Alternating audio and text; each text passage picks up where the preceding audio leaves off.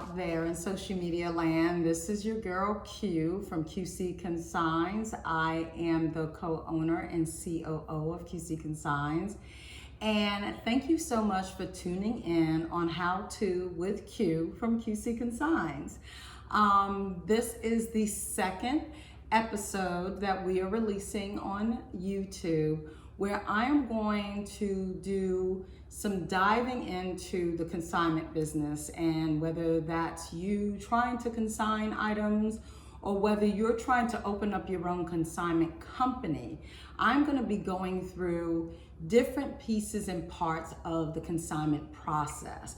And today I'm going to be walking you through just kind of what consignment is, the pros and cons of consignment, as a consigner, as a consignee, and really just making sure that you truly understand that if this is the business you want to get into, that you get the understanding of what the pitfalls are about consigning. So I'm really thrilled about being able to come to you with some of this information. This is something that's been passionate and on my heart to do, and I've been wanting to do for a while. So I'm going to go on ahead and get started. The first thing I want to talk to you about is what is consignment. And I have some notes here, so forgive me if you see me looking down and things like that, but there are some factual points that I want to make sure that I drive home, and I want to be clear about them. Especially since this isn't a book or an article you get to read and you get to reference back to it.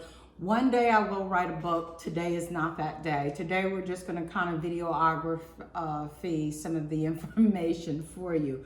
But you know, I think the key is really truly understanding first and foremost, what is the difference between consignment and thrifting? And the difference between a consignment shop and a thrift store is very tricky. There's a fine line between the two. Consequently, many do not understand the differences. Knowing precisely how the two differ will give you, the consigner or the consignee, more direction on how to better strategize your shopping and maximize your time as a consignment owner. And that's definitely key. A thrift store. Those are items, most of the time when you're in a thrift store or a thrift store, most of the time the items are widely donated. So that's one thing to think about. Sometimes that thrift store may be set in place to back a charity, or the proceeds may be going towards a donation of a charity of some sort. A thrift store will definitely give you documentation that you can use as tax credits when you go to file your taxes, because you are donating items to that thrift store organization. A lot of times a thrift store will have set pricing, and that's something to understand. So when you walk into a thrift store, you know, they may say something like all men's trousers, $3.99. Okay, so they're not taking into consideration the quality, the style, the fabrication, the year the item was manufactured, the designer label. They're not looking at any of that. And so their goal is to get in as much merchandise as they possibly can and get it out the door as quickly as they can. Because remember, the whole idea is raising funding. Shopping a thrift store can sometimes be very overwhelming, because it can sometimes, in a lot of cases, be very unorganized, and it can be sort of like a treasure hunt. And that's great if that's what you're looking for. Like if you love, there's a lot of people, and I see them all over Instagram and Facebook, and they have their own Etsy sites, and they're on Poshmark, and they love it. They love the thrill of going in to a thrift store, buying low, selling high. And that's great if that's your thing. Or if you're a shopper, you know, you're a buyer of thrifting just for your own gain, not necessarily to resell. You just may like the thrill of hunting and finding that great deal and that great bargain and being able to tell others about it or tell your friends or brag about what you got. Maybe it's a pair of Gucci shoes that are moderately, the condition is, moderate condition, and you pay 20 bucks for it. Fantastic, right? That's a great deal. Now, you can find items that may range from crafty, self-made items, or high-end designer labels. Thrifting is a crapshoot at the end of the day. And like I said, there's some great finds at thrifting, and if that's your deal, perfect. But thrifting and consignment are two vastly different things in that regard. Whereas with a consignment store or shopping consignment, whether it's in a store or online, one of the things to be mindful of is that the product goes under much more scrutiny than it does for thrifting in consignment. In consignment, those consignment personnel that take in consignment, they're going to pick through your stuff a lot more. They're going to look at it very differently. They're thinking about the quality greatly. They're thinking about the branded name. They're thinking about how much are they going to be able to resell it for versus what it retail for. They're really taking into consideration, if it's still being sold in the retail market, well, how much am I really going to get for it? And at the end of the day, they make their choices based on a much different factors than thrifting, and sometimes have much higher process and scrutiny over it. So sometimes those items have to be approved before even being accepted. Many only take a limited amount of items. You may see where certain consignment companies will only take certain brands, maybe only high-end luxury brands like The Real, or maybe they're more product category focused, and maybe they only deal in jewelry, like an online consignment company or resale marketplace called I Do Now I Don't. They only do jewelry, and it's high-end, jewelry. Or maybe it's a reseller marketplace that only deal with dealers. You have to have a dealer's license. Regardless of what you're selling, you could still be selling that same Gucci bag that's being sold on eBay, Mercari, Amazon, Poshmark, wherever, but you have to have that dealer's license. So maybe a company like First Dibs would only deal with you.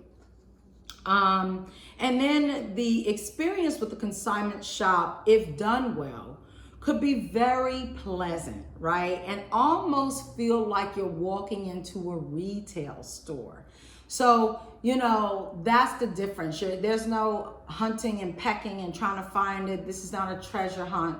You could walk into a consignment store and sometimes mistake it for an actual retail store until you see some of the pricing, or you see how they do some of the marketing or markups or things like that. So, to kind of sum this up, and I want to read this because I want to make sure you get it, and I want to make sure I choose my words wisely so that you clearly understand where I'm coming from. So to sum up what I've just said to you, consignment refers to an arrangement where goods are placed in the care of a store or an online business until the item is bought by a buyer, okay? So we're going to get into that a little bit more deeper into our conversation today, because I think that's something to really, really think about if you're thinking about starting your own consignment business, or if you're thinking about consigning product. The owner of the goods, which is the consigner, retains ownership of the items until they sell. Okay, so I'm a consigner, right? When I take in somebody's product, I now own those goods, and I'm the consigner. Okay, the consigner retains ownership of the items until they sell, and when the items sell, the shop or person who sold the product, the consignee, okay? So if you're sending your goods to me, you are the consignee, would pay the owner an agreed upon portion of the proceeds for the sale. So what that means in a lump sum is, simply put, Once you give me your items to sell and I sell your items, I will then give you a percentage or an amount of that sale, okay?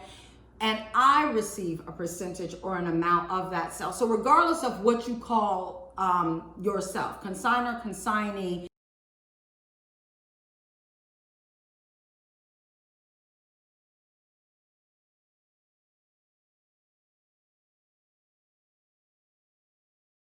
no one is getting paid until that item sells.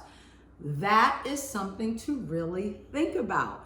This is a very different game from thrifting. This is a very different situation from having a thrift store. So this is something to really kind of think about. So I want to deep dive into that a little bit more, because I think that opening statement really truly sums up the basis of why I'm speaking to you today. You know, I've gotten many emails. I've gotten many DMs about questions about consigning with QC Consigns, or how to open up my own consignment business. And, you know, without going into too much detail, it's always very tricky, because it really, at the end of the day, whatever I say today, it's always going to rely on you, the person. Whether you are consigning your pre-loved items or whether you are the one selling someone's pre-loved items. It's all going to be based on your investment in the process and your understanding of the process. Now, I am going to say this before I go any deeper into anything else that I say today. I am speaking from my experience. Any information that I share with you today is based on my almost 8 years in the resale market industry, and what I've experienced, what I've seen, and what has worked for QC Consigns. There may be many of you out there who disagree. There may be some of you who have difference of opinion, or maybe you have a different way of going about it, and that is great. I don't think there's any one recipe. But I will say that there are just certain things that are the same. And the information I've given you about pros and cons, the information I've just given you about truly what consignment is and how the functional operation of it is, which is bottom line, no one gets paid till the item sells. That holds true no matter what the process is in consigning your goods or being the person who's consigning someone's goods. Okay, so, you know, one of the things that we're going to answer in all of this as we get through it is, why choose QC Consigns to consign your goods, right? Okay, I would be amiss if I didn't kind of put that plug in. You know, we've managed here at QC Consigns to combine both business models while making sure that the buyer's experience feels like they are shopping retail, but are still getting the best quality goods we can give them as a resale as a resale marketer, at a price that warrants it to be a consignment item. We know we're not retail, and we don't try to be retail. That's one of the reasons why we're in the resale market. But we want that buyer to have that very similar experience. And the devil's in the details for us. So it's all the way down to our packaging. If ever you bought something from us or will buy something from us, you will see when you open that box, it is almost as if you got a personalized, customized, wrapped gift for yourself. And then, you know, and for the consignment client, our goal is to always make sure that our consignment clients feel like they are number one. They should never feel like we have hundreds of consignment clients, which we do, but they should never feel that way. So we still take in calls personally. We still get text messages personally from our consignment clients. We still make sure there's a person they're communicating with and not some robot or not some voice messaging system or things like that. And even as one of the owners, I get involved with working with the clients as well. So, you know, I am not, you know, sitting in the backdrop just collecting the checks. I am still very much involved in a lot of the process. And for me and for my husband, Carlo, who's the other owner, principal owner in this business, we truly believe that that hands-on experience is important. We make sure that we touch the client, the buyer, and the product, and that we know every aspect of our business, from listing to photographing to inventorying to picking up product to talking with the buyers to talking with the consignment clients to writing contracts, you name it. We have touched every single part of our business. And that's something you need to think about if you're going to do this. If you're going to open up your own consignment business, it isn't kind of that one and done thing where you set it up and then you hand it off to a group of people. You really need to get involved and make sure every aspect of the experience for the buyer and the consignment client is really what you want it to be. So the first question we're going to ask is consignment the right small business for you? That's the first question you need to ask, right? You know, we want to do this, but should we be doing this? And I think it's quite funny because this isn't one of those industries where it's one and done, hit it and quit it. I can make a little bit of money and get out. It really isn't. You've got to be in this for the long game. It is a patient, it is a painstakingly experience if you don't enjoy it. Simply put, and you have to have patience with the process. I've said this time and time again to people. And with consignment, you won't receive money until the item is sold. So this isn't something where I would say, you know, open your store up, whether it's online or brick and mortar today, and you're just going to be rolling in the dough in 30 days. That could or could not be. That's like 1% of our market that happens to. Even I'm sure if you spoke to the original owners of The Real Real. Now today, The Real Real is owned by the public, so to speak, because they're a publicly traded company. But back in the day when they were not, and it was that one owner, you know, she started out like everybody else, door to door, pulling on her contacts, talking to people, really being involved. And it didn't happen overnight. For some of us, it may seem that way because all of a sudden we heard about The Real Real and things were blowing up and it was moving fast. But I am sure for the principal owners of that brand, it didn't happen that way. And so that's something to kind of think about if you're using someone like a Real Real as your basis or your muse to kind of start your business. Consignment could potentially prove problematic. And this is something, you know, I don't want to be a naysayer, and this isn't all bad what I'm going to say to you today, but I want you to really get the pitfalls of what this industry is. It could be problematic for cash flow, right? You know, the cash flow requirements that you would have are things like if you have a brick and mortar, keeping your lights on, paying the rent, keeping your shelves stocked, right? You don't have anything to sell until someone trusts you to sell their items. Someone's got to walk through your doors or contact you to say, I want you to sell my items. So the proof is in the pudding. You really have to have that trust with your contracted sellers to sell their product. So you got to have the product first. So you got to figure out how to get that product. And then, you know, to avoid all of that, well, first before we even talk about avoiding all of that, let's talk about some of the other problematic issues that you may have. If you have a brick and mortar, you got to staff it. So you've got to have enough workflow to pay payroll. You've got to have enough workflow to ensure the product. You've got to have enough workflow to ship the product, to be a facilitation center. Like all of those things you have to consider. So for example, I'm going to give you a really good example. If goods get lost or damaged while they are in your hands, you have to pay out that contracted consignment client the full price of that item. So what that means is now you're out money, whatever it is. It could be a $10 item, it could be a $100 item, but you have to understand that you're the one that's going to pay for any damage to those goods out of pocket, and that could be costly. So again, I'm going to say consignment could potentially prove problematic for cash flow requirements, and you therefore need to manage cash flow carefully to avoid running into some of these issues that I've just kind of pointed out to you.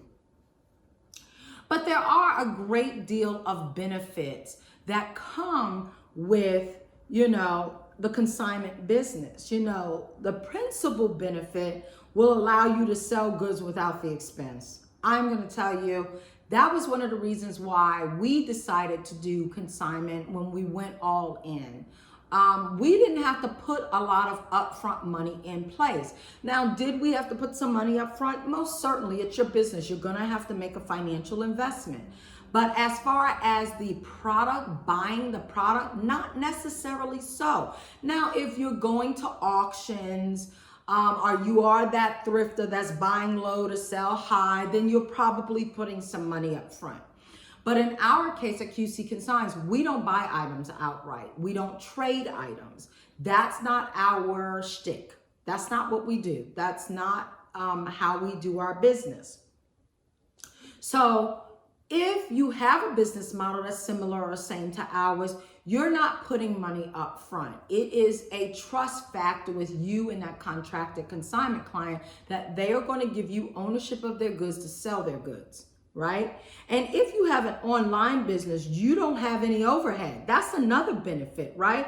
The stuff I talked about earlier that could be a cash flow problem for you. You don't have rent. You don't have payroll. And here's the deal, without that sufficient guarantee of making sale. So, you're not hiring people to manage a store and sell the product. And you're not paying the rent of a brick and mortar and the lights and the insurance and all of that with no guarantee of cash flow. Here's the deal with consignment. You can sell one item today, 50 items tomorrow, and for weeks go by, sell nothing. So those are some things that you might have to kind of think about as you're kind of thinking about this. So there are some definite benefits to it, and those are kind of the top two that come to mind for me. But there are some disadvantages as well. So some of the biggest disadvantage to selling consignment is you don't get to keep all the profit. Okay, so that's in regards, it is not like retail. You don't get to keep the profit. You may have to split that profit with your consignment clients, 60, 40, 50, 50, 70, 30. I mean, I don't know what your model and setup will be, because you have to figure out what your profit and loss is. You have to understand kind of how much money you need to survive, whether it's surviving, your business surviving, or you thriving off of the business as a form of income for yourself. You won't receive the money until the item sells. You're going to hear me say that time and time again throughout this today. You don't sell it, you don't get paid. You don't sell it, your consignment client doesn't get paid. You don't sell it, no one gets paid. So that's something to think about. If your consignment agreement is not on point, and this is a contract that I'm talking about, you could take a huge hit or loss on wages out of pocket. So as you're thinking about, what kind of contract should I have? How should I write my contract? There's so many examples out there. One day I'll maybe do a tutorial on writing a consignment contract, but you can go on Google. There's so much. You can even go on LegalZoom. I think there may be something out there that you can tweak and massage and manipulate. Our contract here at QC Consigns is, I think, almost a 7 to 8 page document. That's before we infuse all of the items that we are consigning in the contract. So, it's a legally binded document that, here's the deal. If things go awry, you can go to court with, and you can be sued, or you can sue the consignment client. It can go either way. But that contract, that agreement has to be tight. So here are some things to remember. Remember, consignment only works well if and when your product sells, number one. So relying solely on consignment may not be sufficient in the successful running of a consignment business. And I know nobody wants to hear that, right? Because they're looking at QC Consigns. We seem to be doing well. We're looking at all these other people. Everyone seems to be doing well. And they are. But there's a lot of hard work that goes behind that. There's the dirty of consignment that no one ever gets to see the backside of. And that's what I'm going to hope to try and do as palatable as possible, both in this episode and the many episodes to come on How To with Q and opening, operating, running a consignment business, whether you're online or whether you have a brick and mortar. So let's talk a little bit about the pros and cons. The pros for the consigner, the cons for the consigner, and the pros and cons for the consignee. So let's talk about the consigner. Let's talk about some of the pros, right? Some of the things, the positive reasons why I think you should get into the consignment business. So some of the pros, and I've kind of tried to keep this short and sweet. Number one, lower cost of ownership. You are able to draw upon consignment inventory to use it without owning it, right? Which lowers the total cost of ownership and holding costs. Remember I told you, we don't buy the product outright. We will take the product in. We will do everything we need to do to ensure, protect, store, list, sell that item, but we will not pay for that item up front. There's minimal risk for you, okay? So you don't have to pay for the inventory up front, which allows you to use the capital to purchase and sell more established products while taking in minimal risk when carrying maybe something that's of lesser value, maybe a new product you've never sold before. I mean, there are many ways that you can do this. Now, here's the deal. I'm not saying that you can't buy product outright. There are a lot of consignment companies that have the capital to buy outright. We just don't take that risk. And the reason why we don't take that risk, because we have seen it go really bad and we have seen it go really good. We don't take that risk because we're not willing to sit on product that don't sell within 30 days if we're going to buy it outright. And if we're going to buy it outright, our consignment client's probably not going to get what they get today. So our split is 60-40. That means our consignment client gets 60%, we get 40%. Now everybody says, oh my God, that's a great deal. I can't believe you take such little bit of money. But you have to understand, we don't have a brick and mortar. We don't buy product outright. We own our own facilitation company. Our warehouse where we don't pay a lot of money for. We contract a lot of our support, so we don't have people on staff all day, all night. There are things we've done in our business to help keep us from putting that cost back on our consignment client. So you just have to find that model that works for you. And like I said, we're not willing to put our capital in that. We're putting our capital in things like marketing. We're putting our capital in things like insurance. We're putting our capital in things like getting out to the consignment clients and getting to the buyers in a very different and better way. Maybe one day we'll buy product outright. That just isn't something we've gotten involved in today. So I'll never say never. It's just not something we're doing today. The third pro could be improved cash flow. So you'll pay nothing to hold the goods and only pay once the product sells. That's allowing you to hold more consignment inventory at a lower cost and not have to worry about stockouts or buying goods that won't sell in your store or on your online site within a certain period of time. So what does that mean? Well, what that basically means is you can hold that product forever and a day until it sells. Like I said, if you didn't put your money up front, you're not going to be as hungry to get that money back right away. Now, what's going to make you hungry is the fact that you want to prove to your consignment client that you can sell their item for them in a respectable amount of time that gets them dollars in their pocket as soon as possible. That is your driving force. And what I love about that model, which is why we've taken on that model, is it allows us to focus on the product. It allows us to focus on the experience. It allows us to focus on our consignment clients and our buyers.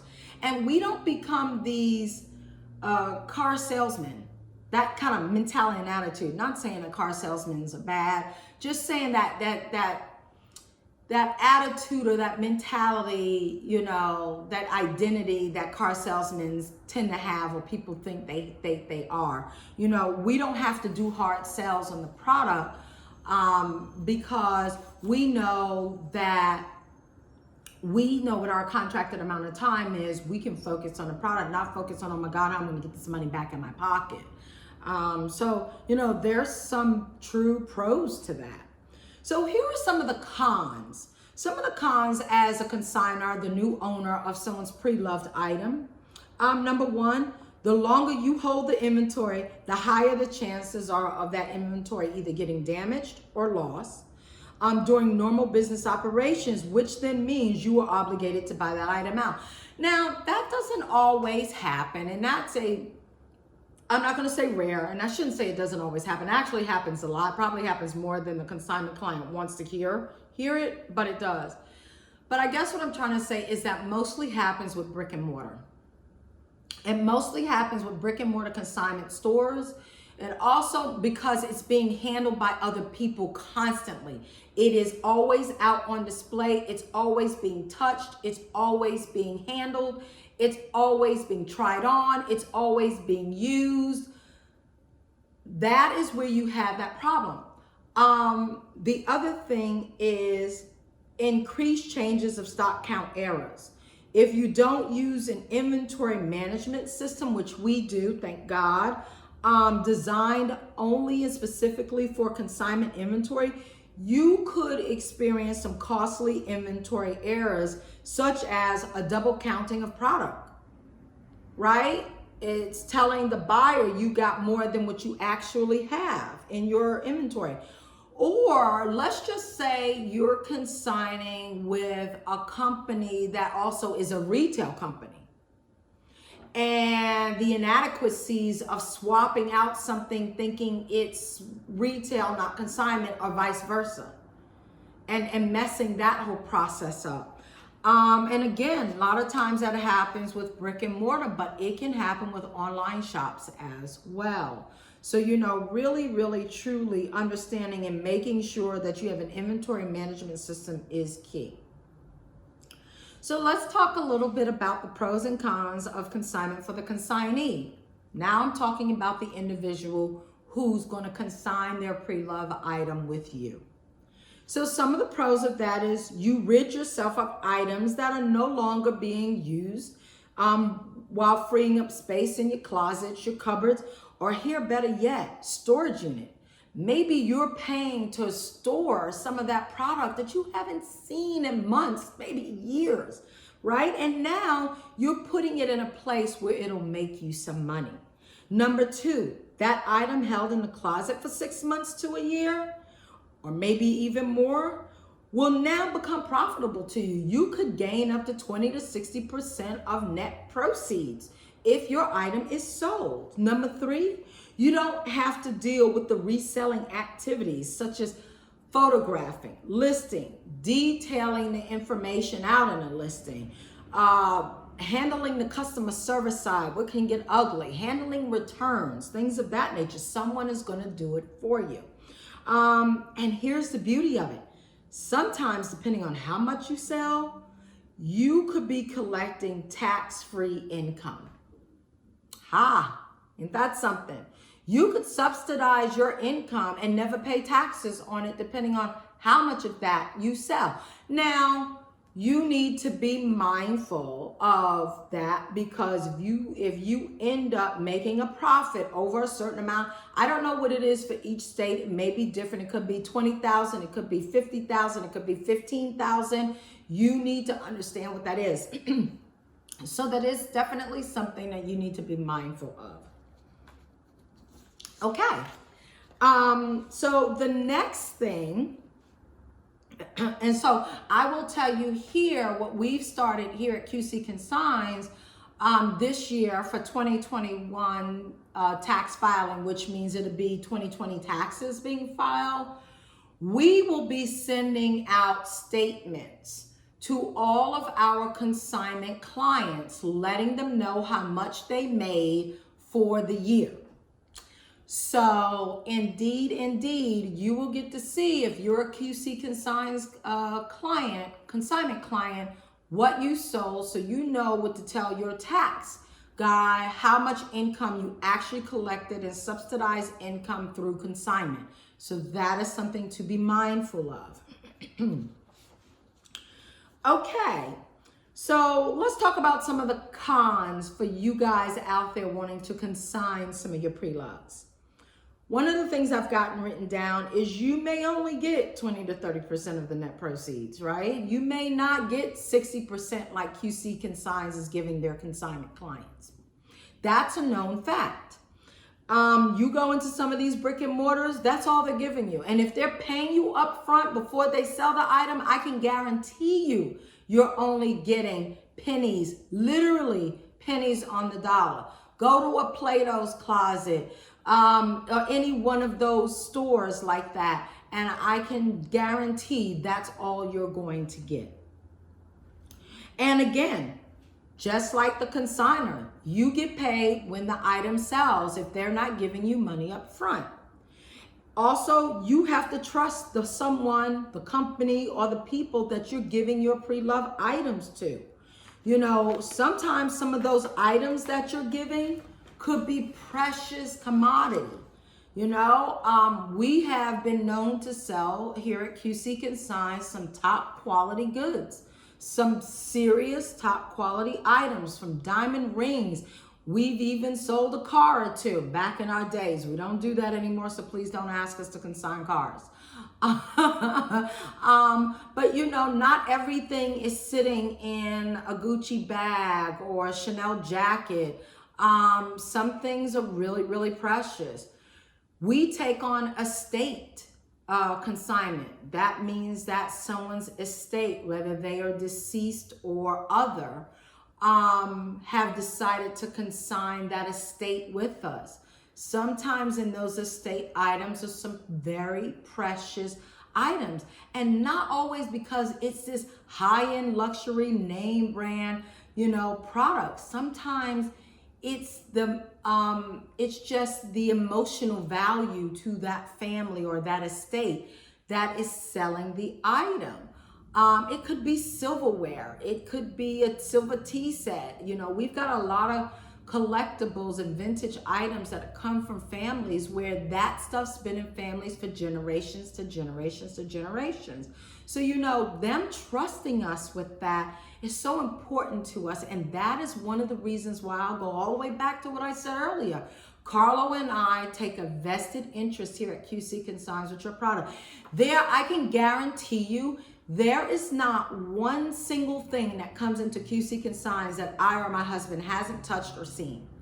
I can tell you every single item that's in our inventory, and I can tell you a lot about it. Now, I may not always know all the details, like the color, like the price we're reselling it for and all of that, because we have hundreds on top of hundreds of items and thousands on top of thousands of items that we've sold, and thousands of items that are on many different websites that we sell on. So, but I do know if it's passed through my hands or not. So let's talk about kind of some closing advice to sum up a lot of what I've just said to you regarding pros and cons for the consignor or the consignee. Number one, you want to make sure if you're consigning your goods, check out the company you're consigning your goods with, okay? You need to make sure that that company's on the up and up, that they have insurance, right? They have a great place that they're storing your product, that they're accredited, right? They legally are certified to sell in the state they're selling in or wherever, however they're doing business. You also want to determine the store's match for your product. So if you're selling your stuff through a brick and mortar, is that the right store? Like, you're probably not going to take your Chanel jacket to a Plato's Closet. You would, but I can tell you now, you're not going to get great payback value for it. And they're going to treat that product like they treat everything else. The jacket is a jacket is a jacket. You're going to get maybe a little bit more than maybe a Nike jacket. And here's the deal. I have no affiliation with any of these brands I'm spewing out. I've just seen it based on my own experience of consigning product myself. So you may want to think about where you're putting that Chanel jacket or that Nike jacket. And if you are the consigner and you're taking in someone's goods, really think about what you're taking in. Make sure you're educated about that product that you're taking in. And if you don't know anything about, let's just say, musical instruments, then maybe you shouldn't consign musical instruments, right? If you are a sneaker guru, maybe that's what you should stay, the lane you should stay in. So always make sure you understand what you're consigning and who's taking in your consignment product. Choose a consignment location that gets adequate traffic. That's going to be key too. Rather you're consigning your goods, your pre-loved items with a company online like QC Consigns or a brick and mortar. You want to make sure that they've proven sales, that they have proven they can sell items. And if it's a brick and mortar, a store, even better. You can walk in any different times of the day and see how much foot traffic's flowing through there. Now, I know some of that you can say, we're going through COVID right now, and some of that may be hit or miss, but I don't know about that. If people want to consign or shop consignment, they're in the store, they're shopping. Same thing with us online. We have a lot of foot traffic with QC Consigns. Also, make sure your products are being prominently displayed. Now, here's the deal. Depending on the footprint of that store, that brick and mortar store, everybody can't be in the window. Everybody can't be up front. Everybody can't be top shelf or at eye level. But definitely make sure that in any given time while your product is with that company, that they are paying some attention to getting your product marketed and out there and in front of the buyer, whether it's a brick and mortar or online, and that they're sharing the love. So even for us here at QC Consigns, we want to make sure that we're sharing that love. Like, we're not always just marketing on social media one specific product category or one consignment client's items. We want to really mix it up, and we want to rotate all of that. Next, set a timeline. In our contract, we tell you how long we're going to keep your goods under that contract before you either have to renew that contract or keep the contract open, and we continue to sell it on whatever basis that is. So whether you're going in a brick and mortar or you have someone that that's going to consign your stuff with, make sure you're talking to one another about how long you're willing to keep that person's stuff for and sell it for, and how long they're going to keep your stuff for and sell it for. So if I've got my own company, I need to know how long I'm willing to hold inventory, because like I told you earlier, holding that inventory for a certain amount of time could cost you for various reasons. So you need to understand, as the owner of the store, can you take on that product and keep it for a long period of time? Be sure to keep your terms in writing. I cannot stress that enough. Contract, agreement, written agreement. It doesn't have to be an eight-page contract like ours, but it needs to be something where everyone is clear about the process, the deal, the timing, the cost, the payout, and all of that. Know your fees. As the consigner, know how much you're going to collect. As the consignee, know how much you're going to get. If your goods don't sell, what next? How do you retrieve your goods, right? If I've had your goods for a year, how am I going to get your goods back to you? Or what is the agreement after that? I may say to you, you know what? I think I can still sell this thing. Here are the reasons why I may not have sold the last time.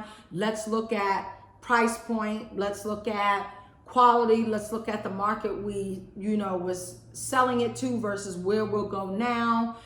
Have that conversation with one another. And we'll talk a little bit more about that when we get into our next episode, which is collecting the consignment product that you're going to sell.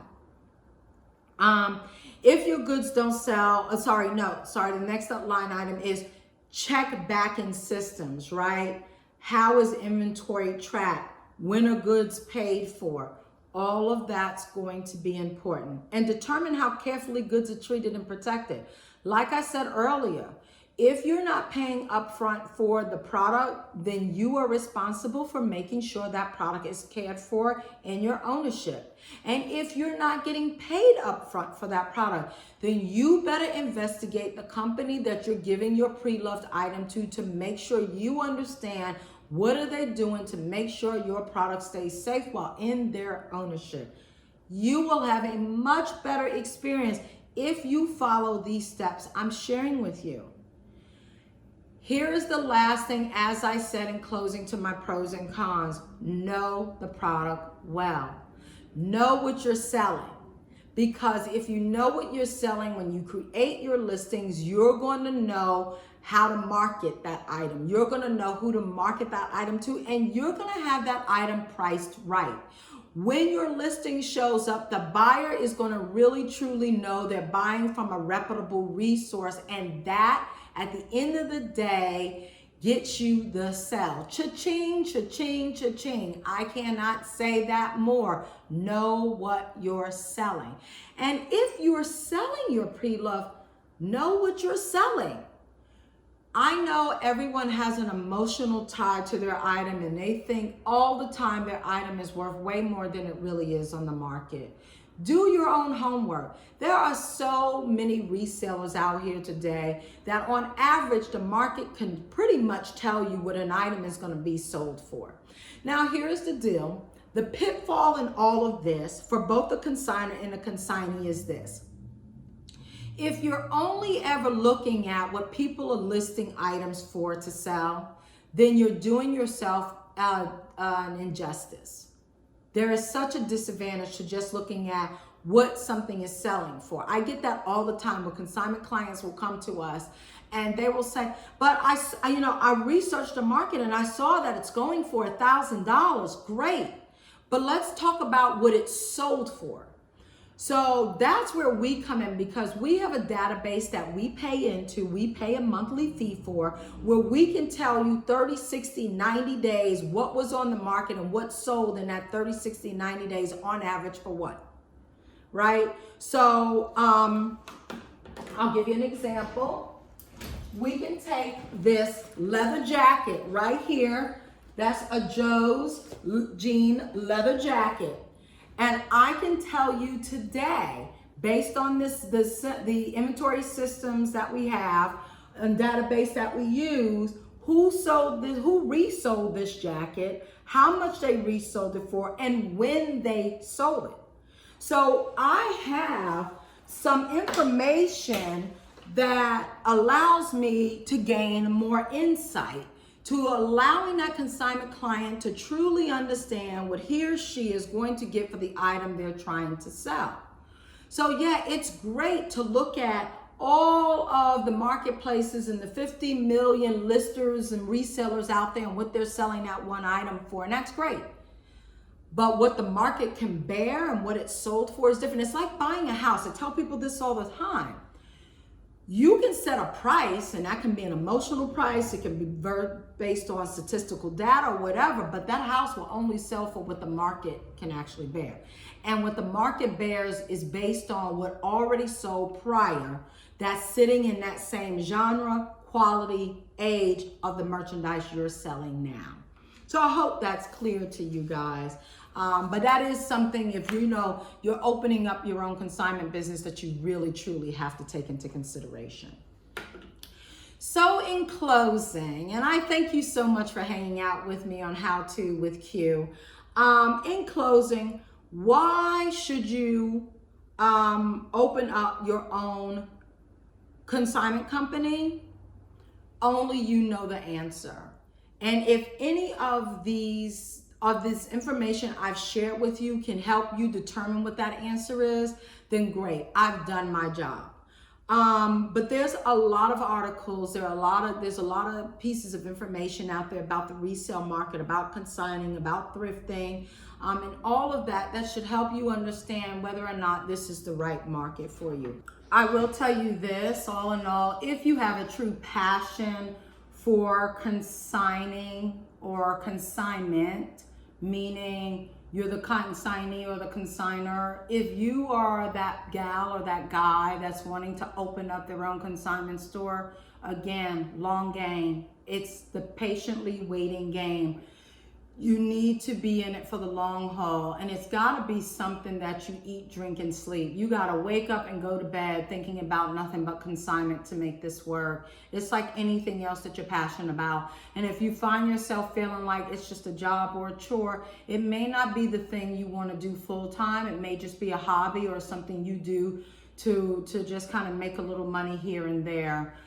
So that's something I definitely want to share with you. But it can be a great industry to get into if you truly take your time to really study this industry and really understand what it would take for you to be successful in it. Some things I just want to share with you also in closing is why choose QC Consigns to consign your items, or choose QC Consigns to buy your items from. I don't want to leave this without sharing kind of what QC Consigns is truly about and how we've grown our company to be the marketplace that it is. We can sell anything.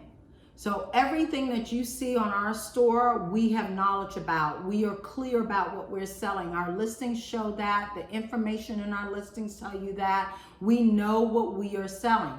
And we don't get into product categories and industries that we don't know about. So we don't sell cars, we don't sell furniture, we don't sell baby items. You know, because we know that right now those are actual marketplaces we don't really understand a lot about. We don't have the business model to actually sell. So really understanding that is key for us. We're a 60-40 split. We make 40, our consignment clients make 60. That's probably the most anybody will make in this industry if you consign your goods with QC Consigns. And I will tell you now, we don't profit all 40%. We probably profit anywhere from 15 to 20% of that 40% that we make. So we do A to Z for our consignment clients, and that is key. We have a global buyer's market. We sell globally. So we sell in all different types of countries, states, cities, parishes, we sell to. We have repeat buyers. I can't tell you how many, like literally hundreds of repeat buyers, and I love that about our business. And we have a private clients list, and we didn't pay for that private clients list. It's a private clients list that we've acquired over the years, where we have the ability to take items like this leather jacket I showed you earlier and get photographs out there before items sometimes even get listed on our sites to our private clients. Or maybe our private clients will actually say to us, hey, you know, Q Carlo, we're looking for this. QC Consigns, if you get this in, let us know. So we have that all of the time. We choose to sell on marketplace platforms instead of a store. It reduces our overhead. We have less risk on product damages. We truly understand our inventory and we have more control of our inventory. We don't have to put the kickback of paying for the retail space or paying for payroll onto our consignment clients or our buyers, which is beautiful. We have insurance, we have contracts, we have systems, we have databases in place to make sure that this is a well-run ship. We warehouse everything. All of our items are warehoused, except our fine jewelry. Our fine jewelry is either in a bank, in a box in the bank, or it's personally with us. Either way, it's still insured. But if your items sit in our warehouse, believe you me, it's in an air-conditioned, smoke-free, insured environment that's also pet-free. We are the shippers. So that's right. We ship our own goods. We do not send our goods to a facilitation warehouse. Yay for us. So I love that about us. And we deal with it all from A to Z. Again, I'll say it. So we handle picking your product up, listing your item, inspecting your item, inventorying your item, contracting your item, photographing your item, getting your item listed on all the different marketplaces we sell on, dealing with the customers, the buyers, and that customer service nightmare that it can be sometimes when you get a disgruntled customer or there's a return that may not be legit. You name it, we handle that for you.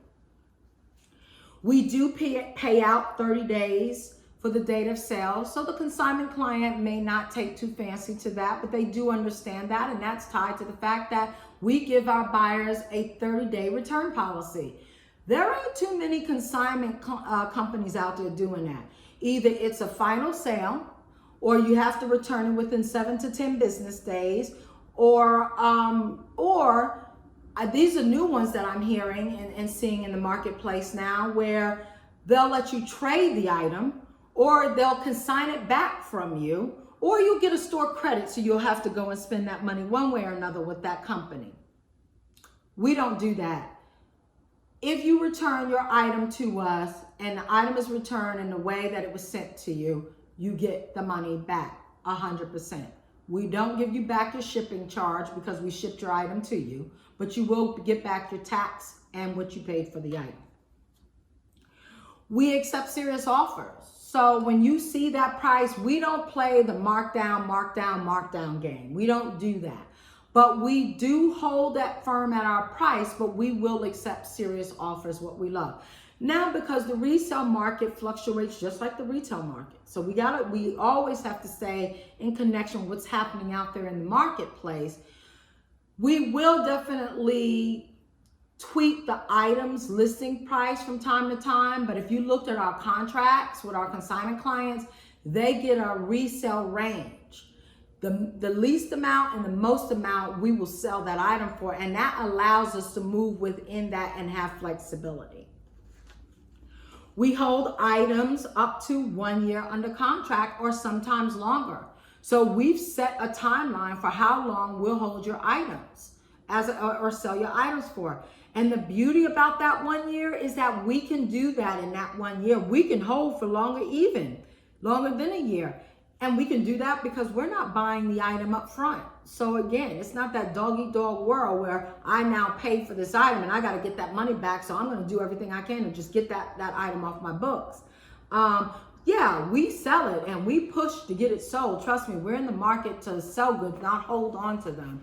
But it's not that, as I said, that hard sell or that car salesman kind of feel when you come and shop with QC Consigns. But we get the job done for our consignment clients. We get it sold at top dollar, but that is also tied to, we only take in top dollar product. And I don't mean top dollar as in it's gotta be thousands of dollars. It gets resale for $25, but it's gotta be worth the $25. So that's key. So all in all, there you have it. That is this episode of How To with QC Consigns and the pros and cons of either starting and owning a consignment business or being the consignment client who's consigning product with a consignment business. I hope you enjoyed this segment. We really enjoyed bringing it to you. We will have lots more of information to share with you about how to start and own a successful consignment company, as well as how to consign your goods. So we're looking forward to getting to you our next episode, which is going to be about what products to consign and how to attain those products that you want to consign. So listen, I hope this was fun for you because we had a great time. And if ever you want to consign your pre-loved items with QC Consigns, please DM us on Facebook or Instagram, or shoot us an email at consign@qcconsigns.com. And 100% of our inventory sits on a marketplace platform called eBay. And if you would like to look at 100% of our inventory that's listed out there in the marketplace today, please go to our eBay store at ebay.com/str/QC Consign, and that's no S on the end of consign. Listen, I've enjoyed myself. You guys, please have a happy and safe day. And I look so forward to bringing you the next How To with Q from QC Consigns. Bye-bye.